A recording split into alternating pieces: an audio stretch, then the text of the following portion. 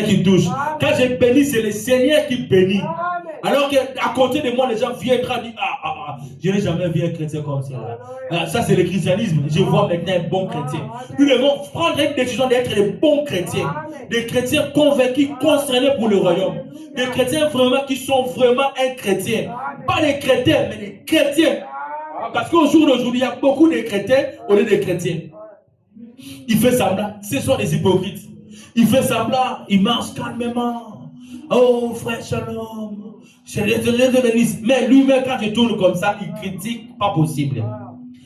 Quand tu tournes comme ça, il est prêt à te mettre un poison. Un chrétien comme cela, il n'a pas sa place à l'église. Parce que tu viens à l'église, tu rentres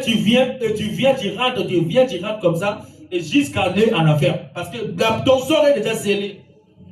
Tu n'es pas un chrétien.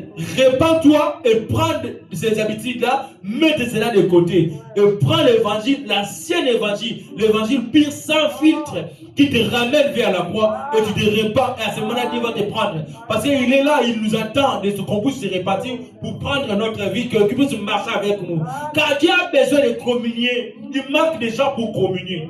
Il a besoin de toi pour communier tout le temps. Il a besoin de toi pour t'utiliser dans ton quartier, pour t'utiliser dans ton travail. Il a besoin de toi pour venir, parce que Dieu n'a pas de mains, c'est seulement tes mains. Dieu n'a pas la bouche, car seulement c'est ta bouche. Parce que toi, tu as une bouche à parler. Et au lieu de parler de mauvaises choses, au lieu de faire des blagues inutiles, des saletés, parler de la parole. Si tu avais pris le temps de lire la parole, la Bible, et quand tu seras avec les gens au boulot, tu ne vas pas être à l'aise pendant qu'ils parlent de saleté. Parce que les gens aujourd'hui, ils pensent que s'ils veulent blaguer, c'est tellement dit de grossièreté, tellement dit des choses des choses comme cela. Mais toi, quand tu avais une fée, tu as prié le matin, tu as lu la parole, et quand tu vas sortir de ta maison, tu vas aller affronter ces gens-là, pendant qu'ils parlent comme ça, dans ta présence, il ne pourra pas parler. Ah, lui, il est là. Ah, parle-nous de ton Dieu, parle-nous de ton évangile, parle-nous de ton créateur. À ce moment-là, tu jettes l'évangile, parce que Christ a fait le travail, il s'est arrêté. Il a donné tout ce travail à nous. À nous tous, pas une seule personne. Car Dieu n'utilise pas une seule personne, il utilise tout le monde.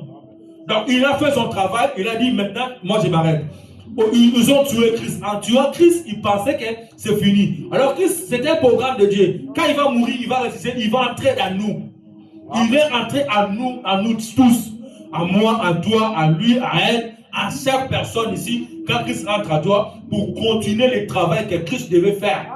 Le ministère de Christ, il s'est arrêté. Mais ce n'est pas arrêté parce qu'il est entré à nous. Il était avantagé qu'il part, que nous envoie le Saint-Esprit. Maintenant, le Saint-Esprit est là. Et le travail continue. Mais toi, au lieu de continuer ton travail, tu as gardé la chose à toi-même. Quel est le chrétien qui peut garder la chose? Tu as essayé une chose merveilleuse. Et tu dois aller témoigner, tu dois aller évangéliser, tu dois aller parler de lui, afin que les gens, le monde qui se merdent, qui viennent trouver notre Christ. Les gens qui sont dans les tempêtes, tu diras, ah, moi j'étais dans les barques avec lui. Pendant que je l'ai bougé, il est venu, il a calmé ma tempête, il a calmé ma crainte, il a fait ceci dans ma vie. Alors toi aussi, si tu as un problème, toi aussi tu as un souci, tu as des problèmes, tes enfants, ils ne sont pas bien, ton mari n'est pas bien, ta femme n'est pas bien, toi, viens là où je suis. Toi, tu vas écouter. Quand tu vas être transformé, tu ramèneras ensuite ton mari. Quand ton mari sera transformé, tu ramèneras ensuite tes enfants. Quand les enfants vont être transformés, à ce moment-là, ta maison, ça va être lumière. Il y aura une lumière, il y aura une lampe qui va éclairer ta maison. Et les gens viendront, ils vont voir, oh, mais cette maison a changé. Pourquoi? Parce que toi, tu as écouté l'évangile. Cet évangile-là aussi puissant. Cet évangile aussi grandiose. Nous devons écouter, nous devons vivre avec cela. Donc, nous devons faire un bon bilan. Parce qu'on a fait, vous avez fait le bilan chaque année, les mêmes bilans, sans beaucoup de gens, pourtant faire un bilan spirituel. Et le prédicateur vous a aidé dans les bonnes, mauvaises choses. Ah, tu auras l'argent, tu vas être béni, tu vas voyager, tu vas voir telle chose, tu vas voir. Maintenant, aujourd'hui, dites non. Ces choses-là, ça ne me mènera nulle part.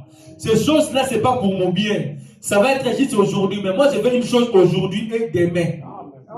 Je veux une chose aujourd'hui et le lendemain. Parce que les choses là, quand tu me parles, la Bible dit que lui-même, il prend soin de cela. Si je prends premièrement le royaume et ensuite, papa, tu peux lire ça? Si tu peux nous aider à lire ça encore. Continuez là-bas la chose. Continuez le verset là. Galates 6. Galates 6. Parce que tu as pris le temps. C'est Galates 6. Galates 5, 16, ouais. Galates 5, c'est ça. 5. On était à 16, on va descendre, ouais. Maintenant, quel verset? On s'arrêtait à 20, non? Non, 21. 21, d'accord. Continue maintenant 21. J'ai lu au nom. Nous avons fait des choses. Maintenant, nous devons changer le côté. On était des moqueurs, on était des critiqueurs, on avait de mauvaises choses. Mais Dieu nous montre maintenant ce que nous devons faire. Nous devons avoir la patience, nous devons avoir la beauté, nous devons avoir le fruit de l'esprit. Pour que cette année, que nous puissions être des chrétiens, nous puissions être dans le bon côté. Parce que nous avons autant marché par nous-mêmes. Nous sommes débrouillés, nous devons aussi se débrouiller par nous-mêmes. Nous devons s'arrêter. Non, je ne veux plus de cela. Je veux maintenant manifester des œuvres de l'esprit. Cette année, je dois avoir la patience avec Dieu, avec tout le monde. Un païen qui est à côté de moi, je dois le supporter. Et qu'en fait qu'il soit que je suis un chrétien. Il a fait telle chose, je ne sois pas pressé pour envahir. Je ne sois pas pressé pour venger. C'est à lui la vengeance. Il peut faire des choses, mauvaises choses, pour que toi tu puisses agir. Quand tu dis je te pardonne, il dit ah, je l'ai fait telle chose, mais comment il m'a pardonné? Ah, maintenant la personne il rentre à la maison, il dit ah, mais j'ai fait telle chose, mais il devait, comme il est, il doit agir correctement. Comment il n'a pas agi? Ah, Dieu t'a calmé. Il dit ah, je dois maintenant voir que cet homme-là il est un Dieu. Je dois maintenant savoir qu'il n'est plus le même. Donc nous devons changer pour que les gens voient que nous ne sommes plus le même. Et Dieu nous a aidés de se changer. Nous devons transformer notre vie cette année.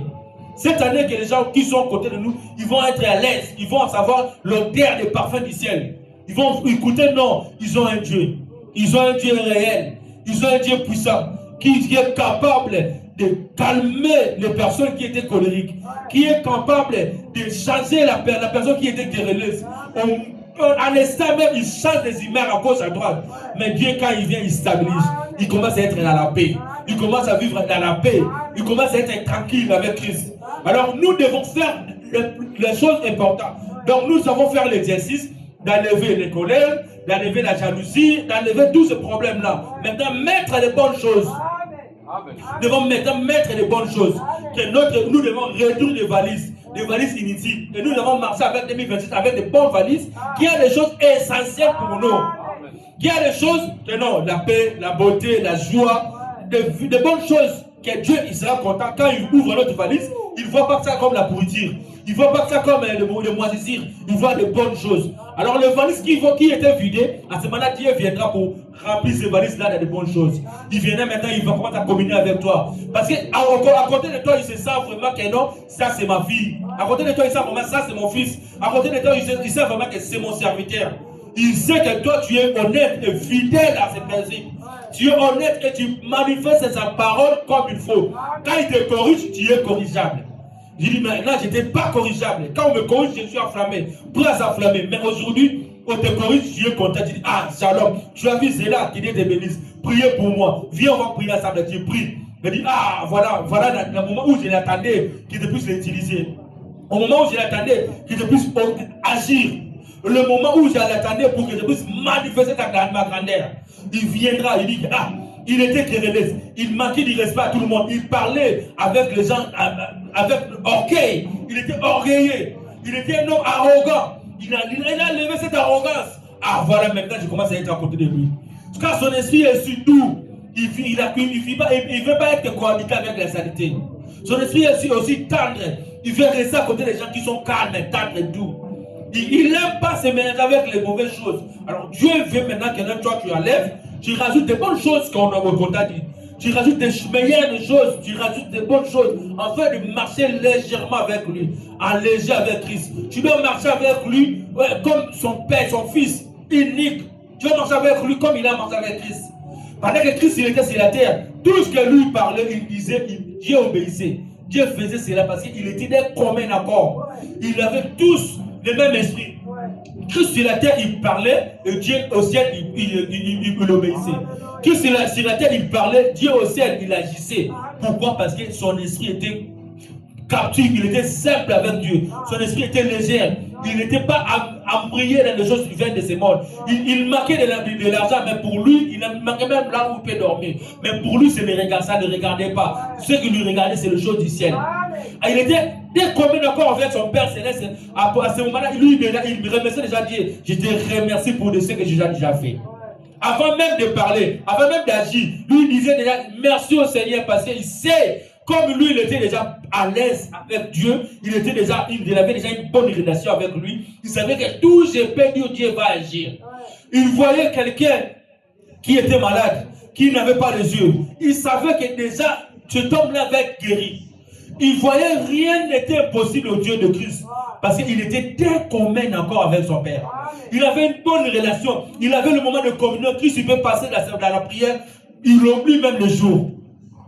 Il a oublié même les jours parce qu'il avait tellement, dans la présence de Dieu, il était tellement à l'aise. Il était tellement bien. Donc, il passait le temps dans la communion fraternelle avec son Père. C'est ce moment-là que nous devons chercher. Et nous devons être dans la communion avec notre Père Céleste. Nous devons être toujours prêts avec lui. Et rester toujours, et prendre un temps, une journée pour se consacrer, pour parler avec notre Dieu. Pas pour parler, multiplier des paroles vaines. Non, mais pour parler avec lui et rester dans la communion avec lui. Pour parler avec lui, rester donc être avec lui comme il faut. C'est pas seulement non, oh Seigneur, bénis-moi, donne-moi telle chose, je n'ai manqué de ça, ma maison, oh Père. Non, c'est une lamentation. Nous ne devons pas se lamenter, nous devons parler à notre Père. Tu as aussi beaucoup lamenté, mais non, Dieu te dit parle. Parle à ces montagnes, parle à tes problèmes, mon problème, et ça n'est fini. Et Dieu, je ne veux plus de cela. Ça s'arrête aujourd'hui. Ça s'arrête aujourd'hui, je ne veux plus de ces problèmes-là. Et tu pries, tu parles à ton Père. Pas se lamenter, pas pour pleurer. Oh, comment tu dois faire? Et paniquez pas, ton Christ est là. Il est là dans les bateaux, il est là à côté de toi, il ne dort pas. Il veut que toi, tu puisses réveiller ta foi. C'est tout. Il ne dort pas, il ne somnole pas. Il est là, il est assis. Il te regarde. Pendant que toi, tu paniques, lui, il va te regarder. Mais voilà ma fille, je l'ai donné tout. J'ai tout donné à mon fils. Je l'ai tout donné. Mais comment il panique comme ça? Il a la foi. Exerce seulement la foi. Regarde seulement la foi. Regarde seulement à lui. Tu vois que tu as le pouvoir de changer la chose. Tu as le pouvoir de calmer la tempête. Tu as le pouvoir de venir, de dominer sur la terre. Pourquoi tu n'as pas dominé? Parce que tu paniques pour rien. Tout est en toi. Dieu t'a créé à son image. Il t'a créé à son image. Il t'a donné tout ce que toi tu as besoin. Et au-dessus de ça, il t'a donné le Saint-Esprit. Au-dessus de cela, tu as le Saint-Esprit. Tu dois te calmer. Tu ne dois pas se paniquer d'un problème. Un petit problème, tu te paniques. Tu veux faire le compromis. Non. Un petit problème, restez tranquille. Parle à ton Créateur et marche. Un petit souci, tu restes tranquille. Tu parles des mots et tu marches. Parce que tu sais déjà, tu as enlevé des mauvaises choses qui t'ont péché. Tu sais que mon canal que Dieu m'utilise, le canal que Dieu me bénit, le canal que Dieu me parle est correct. Le fil électrique, ça passe, le courant passe. Si tu mets le testeur comme ça, tu vas tester, tu vas voir la lumière. Tu sais que le courant électrique passe. Donc tu n'as pas à se paniquer parce que tu t'es déjà arrangé. Tu n'as pas à se paniquer parce que tu as enlevé de mauvaises choses. Tu as enlevé la colérie, tu as enlevé la saleté, tu as enlevé les critiques, tu as mis le YouTube à côté, loin de toi. Tu as mis le temps de passer tout autant dans l'internet, TikTok, Snapchat, les mauvaises émissions, les choses inutiles, tu as mis ça de côté, tu t'es resté tranquille. Tu as pris tellement ta Bible et il commence à être ton ami fidèle. Amen. Tu chantes des cantiques tout le temps. Ok, l'ami fidèle à Jésus.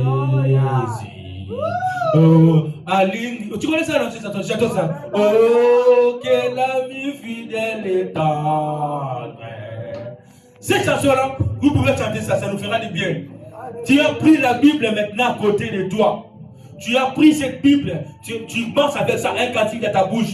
Tu marches, tu sais déjà, tu as balayé ta maison. Tu sais déjà, tu as levé les critiques. Tu as levé les émissions inutiles. Tu as levé le YouTube, le TikTok. Tu t'es mis déjà de côté. Et tu as pris la vieille Bible que tu avais mis loin de toi, dans les poussières. Tu as balayé et tu as pris cela et que tu commences à lire chaque jour. Tu commences à prier tous les jours. Tu as pris une journée de cette année de consécration. Tu dis, mais aujourd'hui, je ne sors pas. Comme c'est mercredi, je vais rester à la maison, je vais prier, lire la Bible. Quand je vais être à la maison, à l'église, je serai en feu. Il dit qu'aujourd'hui, c'est samedi, au lieu de passer le temps dans des restaurants, dans des choses inutiles, je dis, dans cette nuit-là, je vais m'apprêter et prier, préparer une cuite de gamins.